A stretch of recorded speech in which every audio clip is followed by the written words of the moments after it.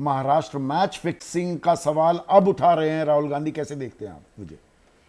नहीं, राहुल ये सवाल लंबे समय से उठा रहे हैं महाराष्ट्र के चुनाव के बाद से, लेकिन इलेक्शन कमीशन ने भी उसके जवाब दिए और जो भी फैक्ट्स है, नंबर ऑफ वोटर्स बढ़ने का, वो सारी बातों को किया है।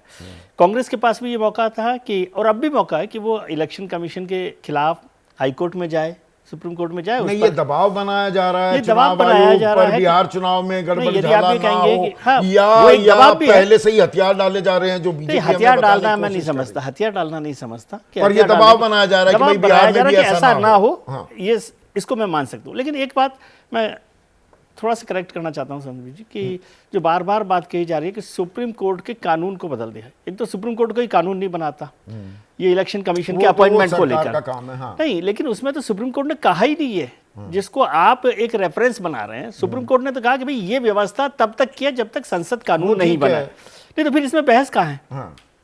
सुप्रीम कोर्ट ने कहा है कि फिर तो सरकार सीधा अपने हाथ में ले लेना कि भाई हम नियुक्त करेंगे। नहीं तो इसको चैलेंज करना चाहिए ना, इसको चैलेंज करना चाहिए सुप्रीम कोर्ट में कि भाई सरकार ने ऐसा किया, ठीक है। और वैसे तो पूरी डेमोक्रेसी में सारा सिस्टम मेजोरिटी का है, और अभी तो बाद की सीसीटीवी फुटेज नहीं, हाँ वो तो मैं वो कह रहा हूँ, वो कानून बदला है तो उसको भी चैलेंज करना चाहिए। और वो एक सरकार को ट्रांसपेरेंसी पर जो इलेक्शन, वो ट्रांसपेरेंसी ऑफ इलेक्शन होना ही चाहिए, लोकतंत्र के लिए बहुत ज़रूरी है।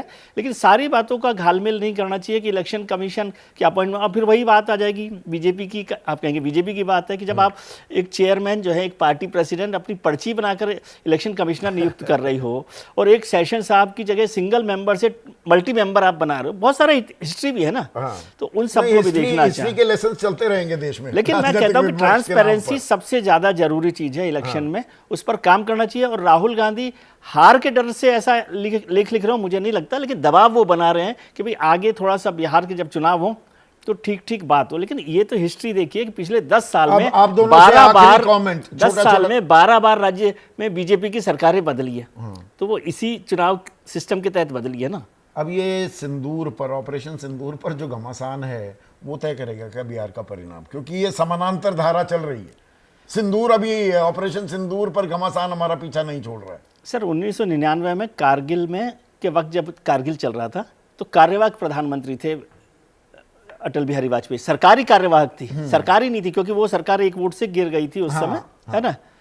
उसके बाद जो 1999 के चुनाव हुए हैं वो नतीजे आपने देखे। आशुतोष, ये घमासान जारी रहेगा, यही तय करेगा बिहार का परिणाम भी? नहीं, मैं विजय जी को करेक्ट कर दूं। 1998 के बाद जब 1999 का लोकसभा का चुनाव हुआ तो बीजेपी की एक भी सीट नहीं बढ़ी थी, जबकि कारगिल की जीत के बाद उनकी सीटें बढ़नी चाहिए थी। देखिए महत्वपूर्ण सवाल यहां पे क्या, महत्वपूर्ण सवाल यह है कि सरकार ने कानून पार्लियामेंट के अंदर लाके नहीं बदला था, वो एग्जीक्यूटिव ऑर्डर से बदला था कि आप सीसीटीवी कैमरा और वीडियोग्राफी नहीं दिखा सकते। प्रश्न ये, सरकार ने क्यों ये काम किया, इसका जवाब कोई नहीं देना चाहता। जब सुप्रीम कोर्ट ने कहा कि आप चीफ जस्टिस ऑफ इंडिया को रहना है, इसमें कानून बदल सकते हैं, तो सरकार ने क्यों कानून बदला?